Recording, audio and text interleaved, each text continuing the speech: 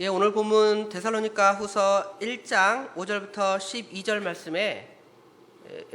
말씀에는 주님의 재림의 의미, 그렇죠? 주님의 재림이 어떤 의미를 갖고 있는가? 그래서 두 종류의 의미가 있습니다. 어떤 종류의 의미가 있냐면 믿지 않는 자들에게는 어떤 의미가 있는가? 그것이 첫 번째 나오고요. 두 번째로는 우리 믿는 성도들에게 예수님의 재림이 어떠한 의미를 갖고 있는가를 이 데살로니가 후서 1장 5절부터 12절에는 말씀해 주고 있습니다. 그러면 본문의 말씀을 한 절씩 읽어가면서 상고해 보도록 하겠습니다. 5절 말씀에 보면 이는 하나님의 공의로운 심판의 표요 너희로 하여금 하나님 나라에 합당한 자로 여기심을 얻게 하려 함이니 그 나라를 위하여 너희가 또한 고난을 받느니라 그랬습니다. 여기 보면 이는 그랬죠. 이는이라는 것은 4절에 나오는 말씀입니다. 4절에 보면 그리고 너희의 참는 모든 핍박과 환난 중에서 너희 인내와 믿음을 인하여 하나님의 여러 교회에서 우리가 친히 자랑함이라 그랬습니다. 그 3절 4절에 보면 그 데살로니가 교회 성도들에 대해서 바울 사도가 감사했습니다. 뭐에 대해서 감사했냐면 믿음이 자라는 것에 대해서 감사했다고 그랬습니다. 3절 중반에 보면 너희 믿음이 자라고 그랬습니다. 그리고 너희가 각각 서로 살아감이 풍성함이며 그들 가운데 사랑이 풍성해지는 것에 대해서 감사했습니다. 그리고 그들이 이제 예수를 믿음으로 말미암아 당하는 환난과 핍박 그런 중에서도 인내와 믿음으로 잘 참아낸 것에 대해서 바울 사도가 감사했습니다. 그러면서 이제 이는 그래. 즉 너희가 환난과 핍박 가운데서 잘 인내하고 믿음 가운데 살아간 이것은 뭐라 그랬어요? 그 다음에 이는 하나님의 공의로운 심판의 표라 그랬습니다. 또 그것은 너희로 하여금 하나님 나라에 합당한 자로 여김을 받게 하신다는 것입니다. 성도의 바른 신앙 고백, 우리가 사도신경 신앙 고백이나 아니면 우리 장로교 신앙 표준인 웨스트민스터 신앙 고백서, 그렇죠? 소유리문답, 대유리문답과 같은 많은 신앙 고백들을 우리가 고백하고 있습니다. 그러한 고백이 우리 성도에게 먼저 1차적으로 있겠죠. 그리고 그 고백에 따르는 우리 성도들의 삶, 실제로 그 교리가 있고 그 성도들은 그 교리에 따라 믿음 안에서 성실한 삶을 살아가는 것이 하나님 나라의 백성 되어진 1차적인 증거입니다. 그렇죠? 그런데 또 다른 증거가 하나님의 백성이라는 또 다른 증거가 우리 성도들 가운데 있는데 그것은 뭐냐면 환난과 핍박 가운데서도 믿음을 잘 지켜내고 이겨내는 것, 이것 역시 우리 성도가 하나님의 백성된 표라는 것이죠. 한국교회 같은 상황에서는 세 번째 표는 잘 나타나지 않는 것 같아요. 첫 번째 표나 두 번째 표, 그렇죠? 바른 신앙 교리를 배우죠. 정통 신앙을 가진 사람들에 의해서 우리가 이단이라고 정죄하지 않는 그러한 교회가 아닌, 그렇죠? 장로교, 감리교, 성결교, 순복음교회 뭐 이런 여러 교리들이 있는데 이러한 교리에서 교리를 배우고요. 그 다음에 또 그 교리에 따른 우리 성도가 이제 앞으로 어떻게 살아야 한다. 그러한 생활 윤리들을 우리가 배웁니다. 그것이 우리가 예수 믿는 표다. 이렇게 표현되어지죠. 그러나 한국교회는 이렇게 초대교회처럼 지금 핍박이 적은 시대이기 때문에 이러한 것들을 체험하는 경우가 상당히 드물어요. 그러나 우리 성도들 가운데 여전히 핍박 가운데서 하나님을 섬기는 사람이 있을 것입니다. 그런데 그것이 바로 우리 성도가 무슨 표예요? 여기 보니까 하나님의 공의로운 심판의 표라는 것입니다. 그것이. 그리고 우리 성도는 하나님 나라에 합당한 자로 만들어지는 증거요 표라는 것입니다. 6절부터 보면 너희로 환난을 받게 하는 자들에게는 환난으로 갚으신다 그랬습니다. 그렇죠?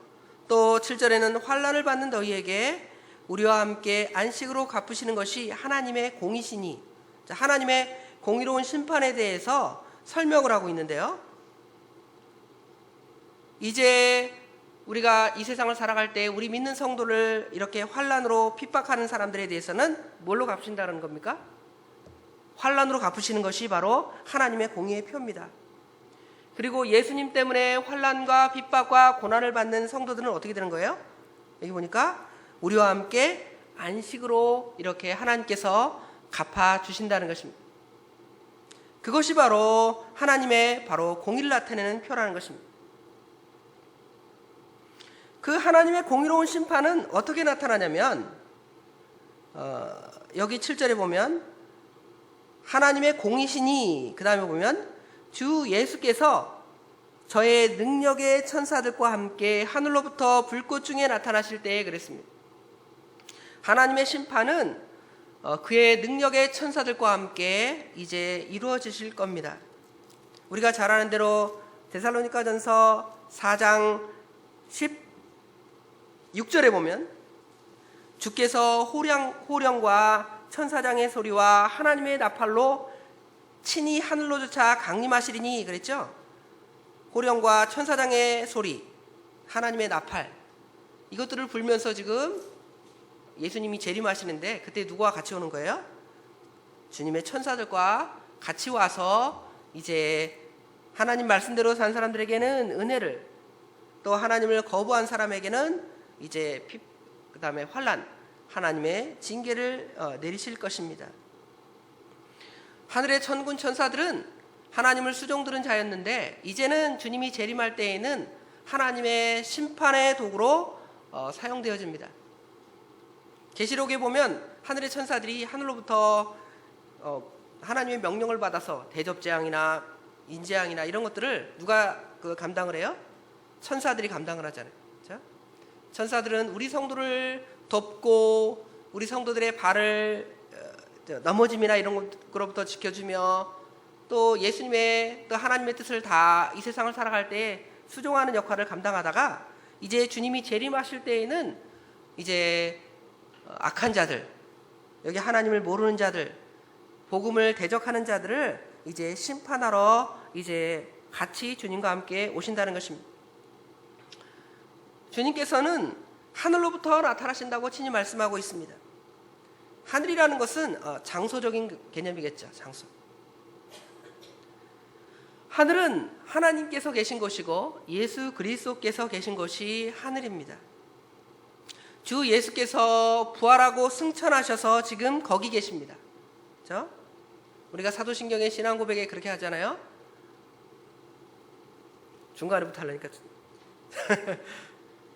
장사한 지 사흘 만에 죽은 자 가운데서 다시 살아나시며 하늘에 오르사 전능하신 하나님 우편에 앉아 계시다가 그랬죠. 하늘에 오르셨다. 그렇죠? 그 다음에 하나님 우편에 앉아 계시다가 지금 하늘에 오르셔서 하나님 우편에 앉아 계십니다. 그런데 이제 주님께서는 거기로부터 다시 오실 것입니다. 성경에서는 주의 재림을 두 가지로 표현합니다. 하나는 강림이라는 단어를 써요. 강림. 강림이라는 단어는 우리가 한자로 내릴 강, 그렇죠? 임할 임, 하늘로부터 내려 임하신다는 뜻이고요. 또 다른 표현에는 오늘 본문처럼 예수님께서 재림하시는 것에 대해서 7절 끝에 보면 하늘로부터 불꽃 중에 나타나실 때에 그랬어요. 주님께서 이 땅에 이제 재림하여 나타나시는 것을 우리 중에 이렇게 말씀하고 있습니다. 그런데 주의 재림이 7절 끝에 보면 무엇 중에 나타난다고 그랬죠? 불꽃 중에 나타난다고 그랬죠? 불꽃 중. 이 불꽃 중에 나타난다는 것은 하나님의 심판을 상징하는 것입니다. 여기 사실은 불꽃 중에라는 단어는 어디와 연결되면 좋으냐면 8절 끝에 보면 복종치 않는 자에게 무엇을 주시리니? 형벌을 주시리니. 그렇죠? 하나님이 불꽃 중에 이제 믿지 않는 자들, 복음을 순종치 않는 자들에게 형벌을 주시기 위해서 이 땅에 재림하실 것입니다. 주의 재림은 악인에게 심판입니다. 하나님을 모르는 자들이 심판을 받게 될 것입니다.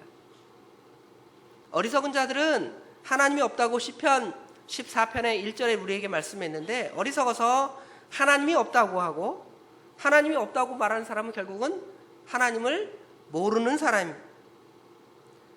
세상에 하나님을 모르는 죄 때문에 가장 큰 심판을 받게 될 것입니다. 세상에서 내가 무슨 남을 도적질하지도 않았고 간음죄를 짓지 않았고 사기치지도 않았고 도적질하지도 않았는데 왜 내가 죄인인가? 라고 말하는 사람들이 있는데, 그 근본적인 죄는 자기를 창조하신 창조주, 자기를 구속하신 구속주, 또 우리를 은혜 가운데 보호하시는 성령님에 대해서 인정하지 아니하고 믿지 아니한 죄가 가장 근본적인 죄고 큰 죄라는 것을 우리 성도들은 바로 알아야 될 것입니다. 또 그 사람들은 하나님을 모르기 때문에 우상 숭배를 하나님이 제일 싫어합니다. 우리가 십계명 이렇게 고백할 때 1계명부터 쭉 말하지만 우리는 십계명에 대해서 뭐만 생각하냐면 살인하지 말라, 간음하지 말라, 도둑질하지 말라 이런 것만 생각해요. 그것이 아니라 하나님께서는 제10계명 1계명에 너는 나 외에 다른 신들을 내게 있게 말지니라, 하나님께서 그걸 왜 제일 먼저 말했겠어요? 하나님이 우상 섬기는 것에 대해서 제일 싫어하시기 때문에, 결국은 하나님 모르는 사람들은 결국은 하나님을 모르고 우상을 섬기기 때문에 하나님의 심판을 받게 되고, 그 우상 숭배는 대부분 부도덕한 일과 연결되어서 행할 때가 많이 있습니다. 그러므로 성경은 하나님을 아는 것이 명철이라고 말합니다. 잠언 9장 10절에 보면 하나님을 아는 것이 명철이다 그랬고요. 그 다음에 요한복음 17장 3절에는 우리가 잘 알죠. 영생은 유일하신 참 하나님과 그의 보내신 자 예수 그리스도를 아는 것이라 그랬습니다. 이처럼 하나님께서는 우리 성도들의 그 행한대로 갚으시는데, 믿지 않은 자들에 대해서는 이와 같이 하나님의 심판이 그들에게 임할 것입니다. 또 어떤 자에게 심판이 임하냐면 하나님을 모르는 자와 그 다음에 어떤 사람들이 심판을 받는다고 그랬습니까? 우리 주 예수의 복음을 복종하지 않는 자들을 심판받는다는 거예요. 단지 우리가 아는 삼위일체 하나님을 모른다 그래서 심판을 받을 뿐만 아니라 또 어떤 데 심판을 받냐면, 우리가 전하는 그 십자가의 도가 멸망하는 자들에게는 미련한 것이요 구원 얻는 우리에게는 하나님의 능력이라고 그랬습니다. 세상 사람들도 구원 얻는 도에 대해서 고민을 합니다. 연구를 합니다. 생각을 해요. 그래서 이렇게 믿으면 구원을 얻고 이렇게 얻으면, 이렇게 행하면 내가 어떤 그 신의 은혜에 들어가지 않을까 해서 각종 행위들을 다 행합니다. 그러나 그것들은 구원이 있지 않습니다. 오직 십자가의 도, 예수 그리스도를 믿는 믿음이 우리를 구원으로 인도하는 것이기 때문에, 결국은 여기 보니까 주 예수의 복음을 복종치 않는다라는 것은 구원 얻는 방법, 예수 그리스도의 십자가의 대속을 부인하고 복종하지 않는 사람들을 가리키는 거예요. 그 세상에서 구원 얻기 위해서 선한 일을 행하고 좋은 일을 행한다고 막 행하지만 결국은 무엇을 지금 복종하지 않는 거예요? 주 예수의 복음을 복종하지 않기 때문에 그러한 사람들은 하나님의 은혜에 들어갈 수 없음을 우리에게 말씀해 주고 있는 것입니다. 우리가 잘 아는 대로 예수님은 하나님이시며 하나님의 아들이십니다. 주는 그리스도시요 살아계신 하나님의 아들이십니다 라고 베드로 사도가 예수님께 고백했죠. 그러한 고백, 그것이 바로 복음입니다. 예수, 무슨 뜻이에요? 예수? 구원, 그런 뜻이겠죠. 구원. 그렇죠? 그리스도라는 말은 기름 부음 받는다, 기름 부음 받았다 그런 뜻인데, 예수님께서 왜 기름 부음을 받으셨어요? 마지막 날에, 그렇죠? 자기를 희생하여 우리 성도를 대신하여 십자가에 못 박혀 죽으시기 위해서 기름 부음을 받으신 것입니다. 결국은 그의 십자가와 부활, 그것이 바로 주님께서 행하신 대속의 그 은혜인데, 그것이 바로 그리스도라는 의미를 갖고 있습니다. 예수 그리스도께서 우리 죄를 위하여 죽으셨다는 것은 복음의 핵심입니다. 이 복음을 믿는 사람은 뭘 받아요? 구원을 받습니다. 영생을 얻습니다. 그러나 그 복음을 거부하는 사람, 그 복음을 복종치 않는 자는 이제 형벌이 따르게 되는 것입니다. 믿지 않는 그 죄 때문에 하나님의 형벌이 그들 가운데 따르는 것입니다. 특별히 주님이 재림하실 때에는 여기 불꽃 중에 나타나신다는 그 의미에서 볼 때 주님께서 불로 심판함을 우리에게 말씀해 주고 있습니다. 하나님 말씀을 찾아보겠습니다. 베드로 후서 3장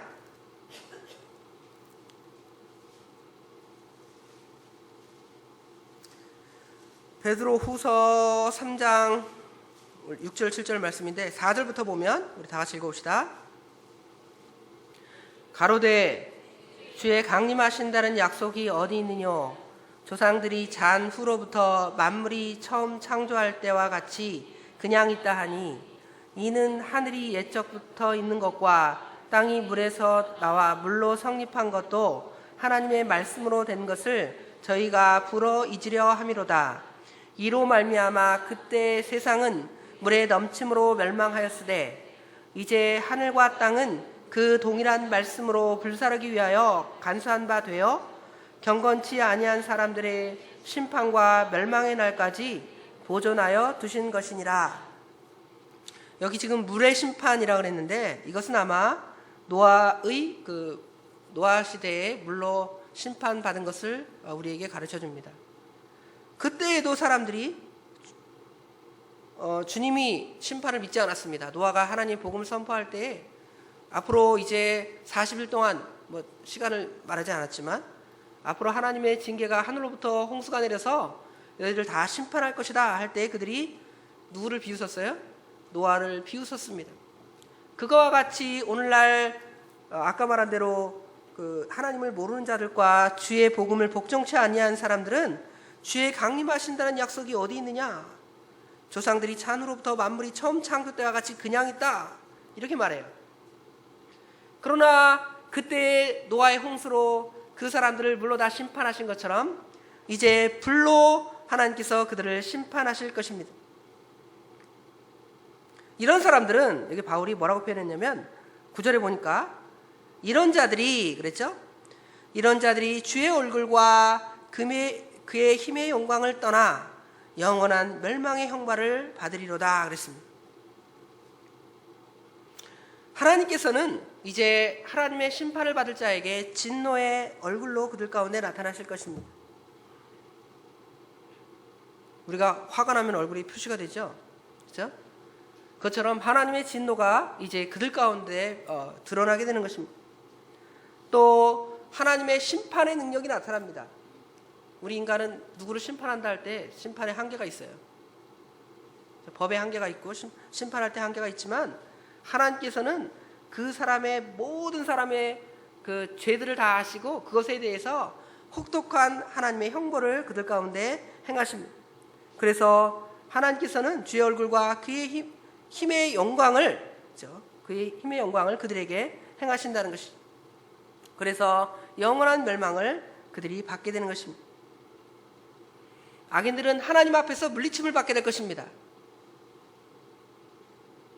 우리가 잘 아는 대로 마태복음 25장에 양과 염소의 그 비유가 나오죠. 오른편에 있는 양들에게는 뭐라고 말씀하시죠? 찾아 읽어봅시다. 마태복음 25장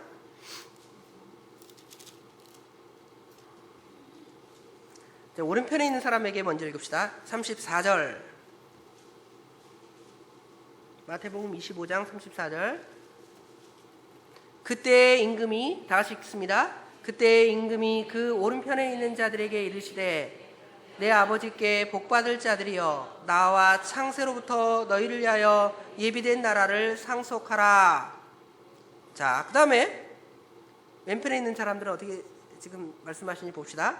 41절 또 왼편에 있는 자들에게 이르시되 저주를 받은 자들아 나를 떠나 마귀와 그 사자들을 위하여 예비된 영영한 불에 들어가라. 하나님께서는 이처럼 복음을 거부하고 하나님을 모르는 자들에 대해서 이와 같이 하나님의 형벌을 그들 가운데 내리실 것입니다. 이것이 바로 우리 성도들의 주님께서 재림하실 때 우리 성도들이 주님이 재림하실 때 이것은 우리에게 어떤 의미가 있는가라는 걸 보여주는 거예요.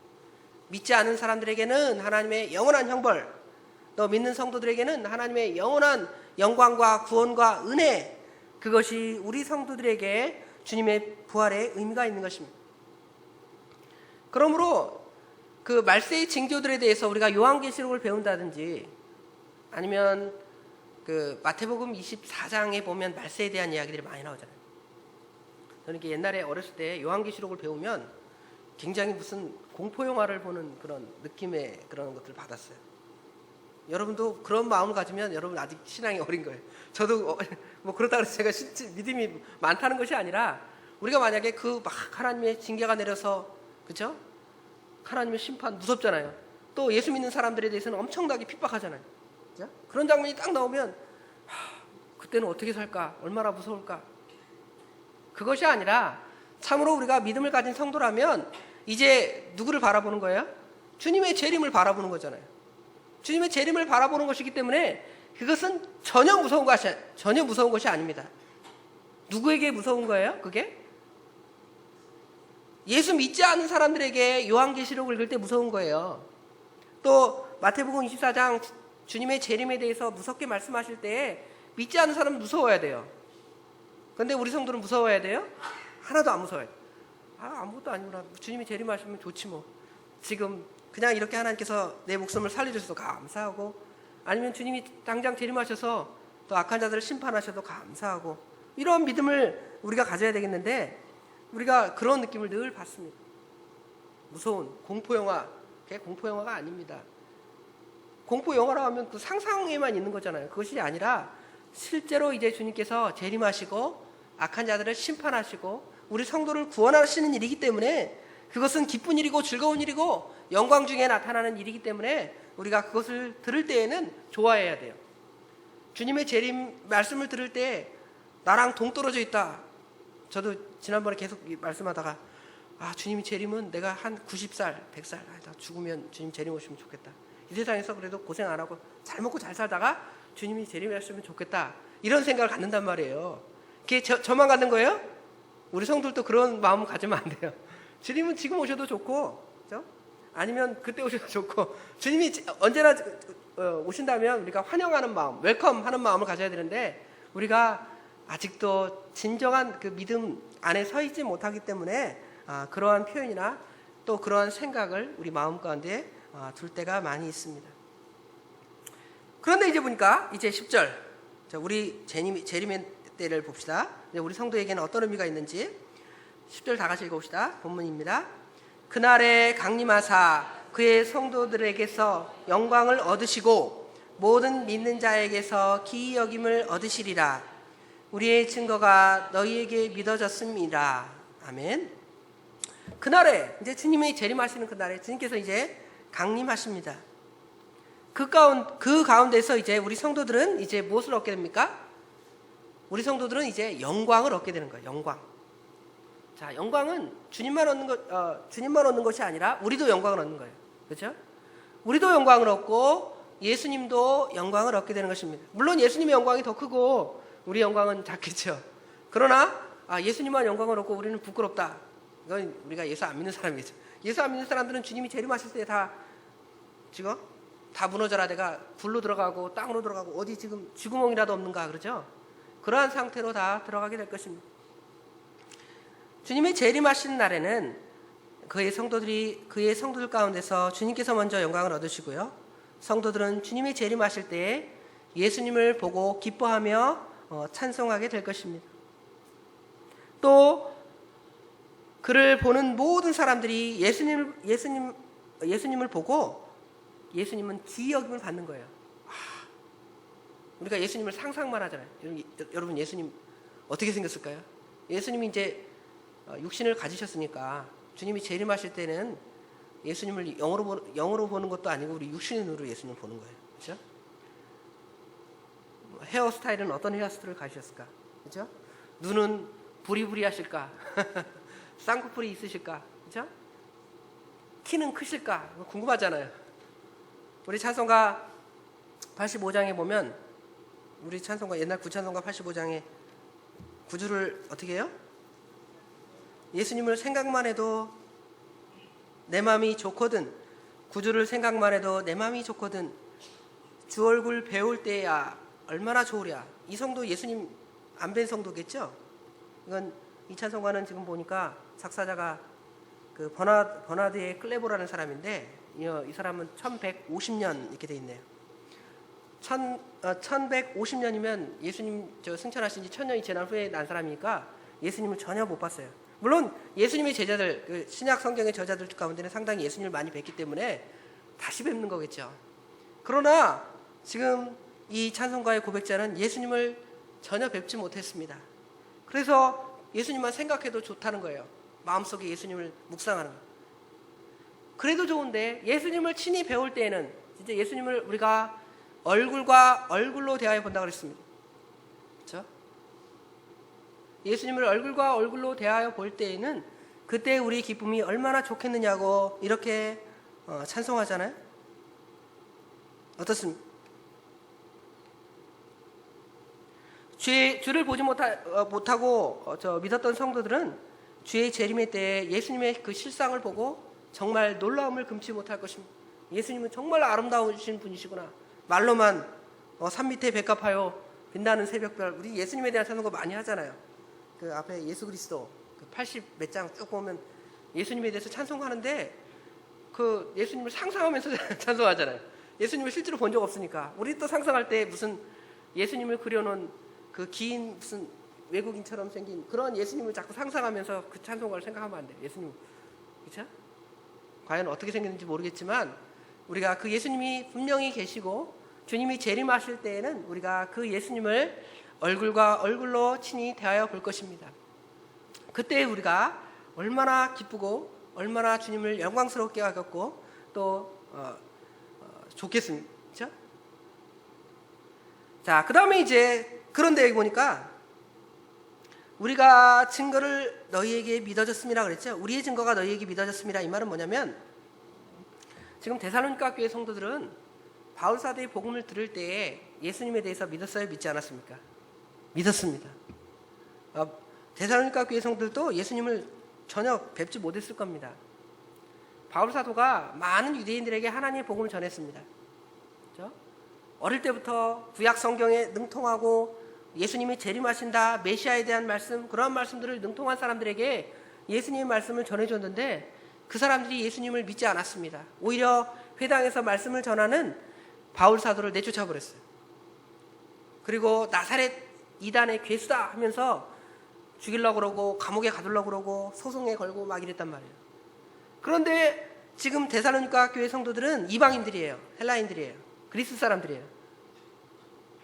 어릴 때부터 성경 듣지도 않았어요. 이 사람들은 오히려 헬라 철학에 더 능통해서 자기들의 사상에 따라 예수님을 상상하고 고칠 수 있지만 바울 사도가 전하는 그 복음의 말씀을 들을 때 그 말씀을 아주 순수하게 받아들여요. 그렇죠? 그러니까 우리의 증거가 너희에게서 믿어졌다는 거예요. 그래서 너희가 그 은혜로 진짜 구원을 받게 됐다는 것입니다. 그래서 이제 11절 12절에 보니까 11절 12절은 그러므로 내가 너희를 위해 기도한다는 것입니다. 그렇죠? 너희가 이것을 알았기 때문에, 그렇죠?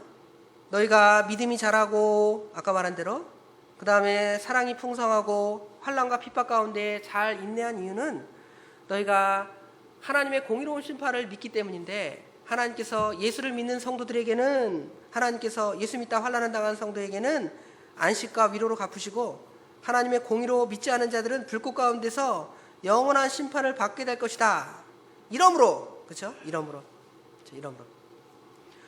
이러므로 우리도 항상 너희를 위하여 기도함은, 그렇죠? 그래서 이제 기도한다는 겁니다. 바울 사도가 데살로니가 교회 성도를 위해서 기도합니다.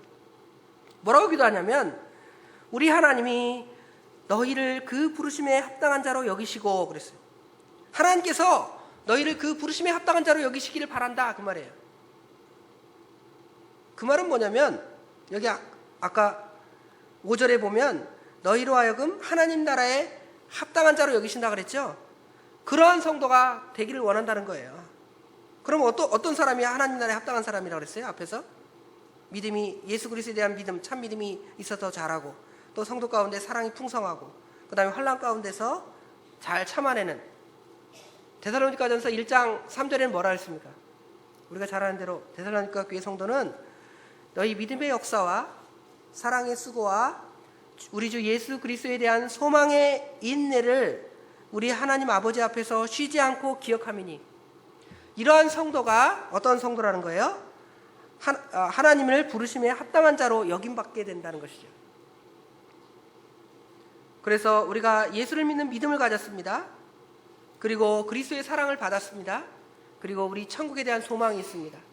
이것을 확실히 가진 우리가, 그렇죠? 이제 그 하나님께서 우리를 하나님의 구원의 은혜에 합당한 자로 여김을 받고 대우를 받게 된다는 것을 보여줍니다.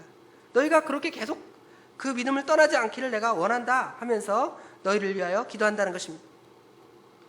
그리고 모든 선을 기뻐함과 믿음의 역사를 능력으로 이루게 하시고 그랬죠.